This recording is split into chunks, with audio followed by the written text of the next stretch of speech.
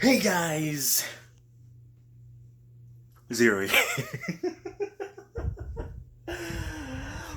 Don't mind me. Sorry, I don't know why I did that.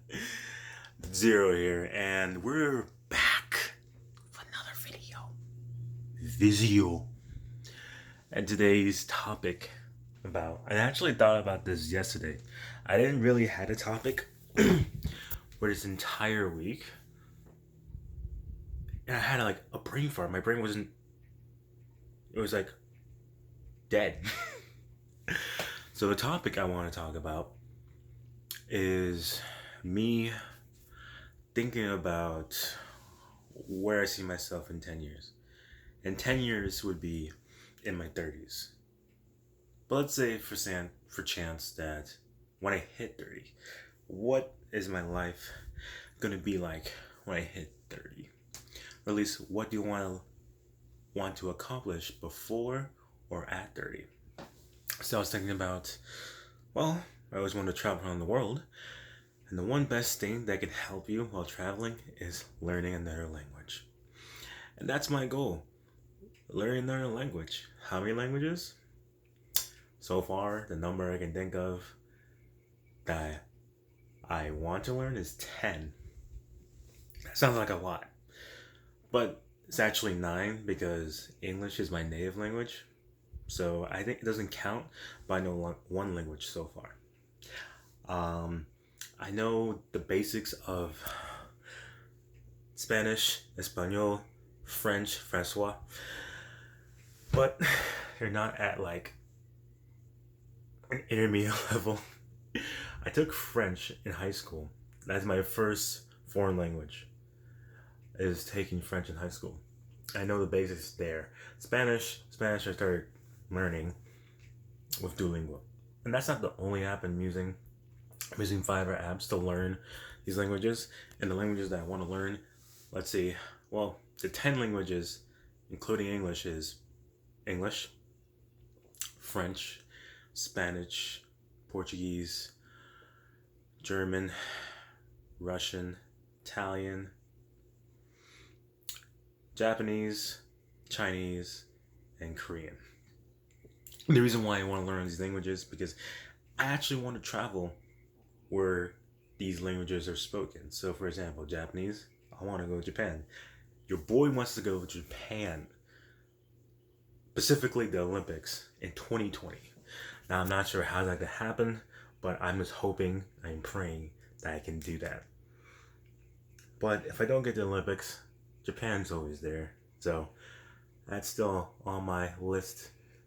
So if I miss the Olympics in 2020, then I'm going to have to wait until 2024, and I don't know where that's going to be. But it's probably not a place that I probably won't like. Oh no, so far the Olympics has been in China, London, and Brazil. I wouldn't mind visiting Brazil. China and London. Yeah, I will visit them.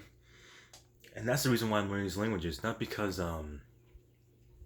it's a challenge for my brain. Learning another language is a challenge. Learning a second language is challenging enough. But learning 10 by the age of 30. Right now, I'm 21. I'm about to turn 22 in a month. So I have roughly 8 years before that. And depending on how determined I am to learn one language, I can learn a language at probably like an intermediate level where I can actually hold a conversation with somebody. Like right now, I'm just learning the language. I'm not trying to master the language. But once I learn all 10 at a intermediate level, or all 9, all other 9, because English got that down patted at a level where I'm fluent at it, and also I can hold a conversation with people and talk about other things like politics, religion, entertainment, sports, music. I can talk about all of that in English. But I can't really talk all of that in Spanish or French. So I want to learn at least how to be fluent. Not comprehension. Comprehension is a totally different thing. You don't necessarily need to learn how to speak the language to comprehend it. All you need to do is read it and learn it. But then you said like, well, if you're reading it, you're speaking it out, right? Well, necessarily, if you're speaking, if you're a native English speaker, do you necessarily have to read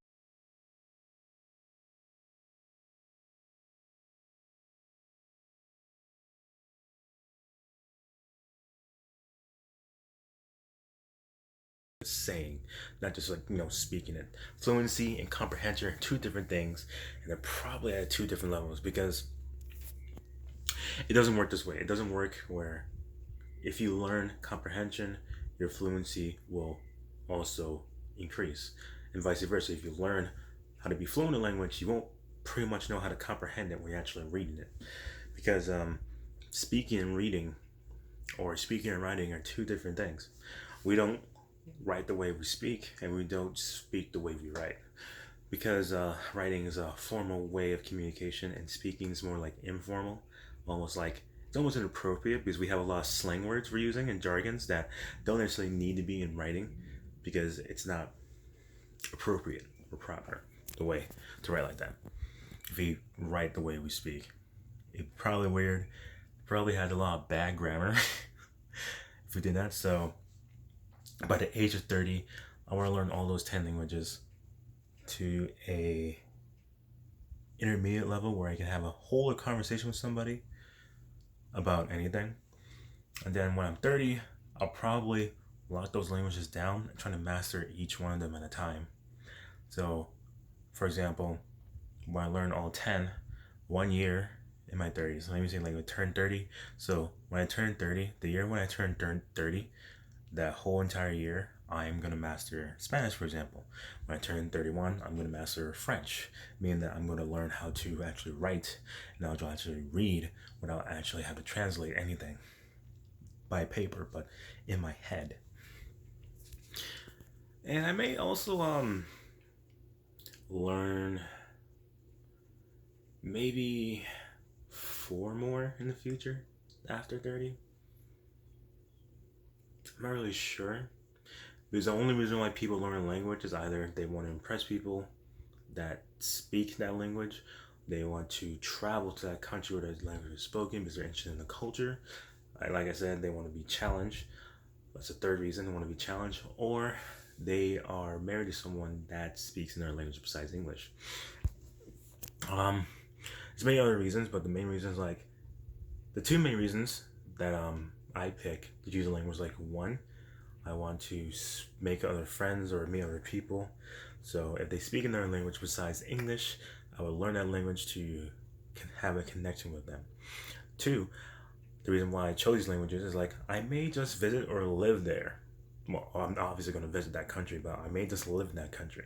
So the 10 languages that I just said are the countries I'm going to live in where those languages are spoken. Or just if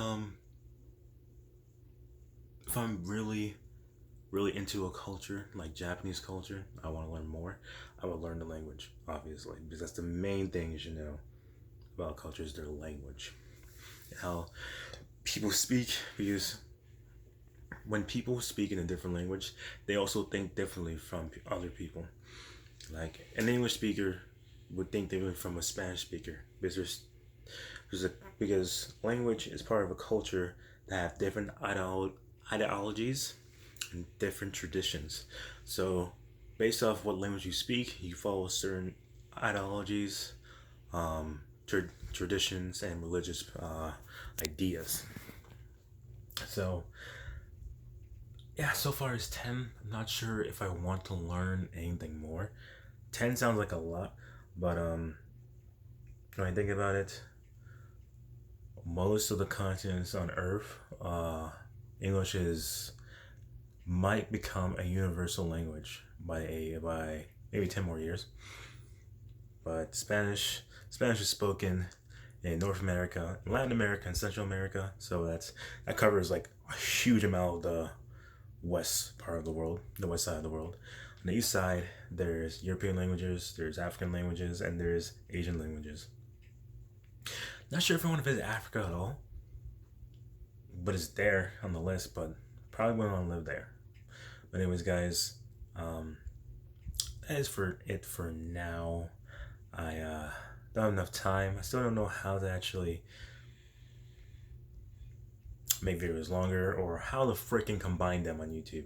YouTube, fix that. Anyways, Zero out.